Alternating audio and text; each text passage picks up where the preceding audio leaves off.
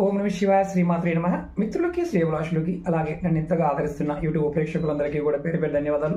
మిత్రులారా, మీ అందరికీ పరాదేవత ఎలవెలలా మీతో ఉండి మీ మనోవాంఛ నెరవేర్చాలని మనస్ఫూర్తిగా కోరుకుంటున్నాను. చాలామంది మిత్రులు, అక్క చెల్లెళ్ళు, గురువు గారు, మా భర్త మా మాట వినాలి, మా భార్య మా మాట వినాలి, వాళ్ళని ఎలా వశీకరణం చేసుకోవాలి చాలామంది అడుగుతూ ఉంటారు. ఎటువంటి ఇబ్బందులు లేని ఒక తేలికైన ఉపాయం చెప్తాను.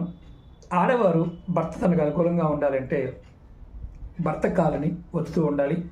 అలా ఒత్తడం వల్ల మీ భర్త మీ మాట వింటాడు. అలాగే వారి జాతకంలో రాహుకేతు దోషాలన్నా తెలియపోతాయి.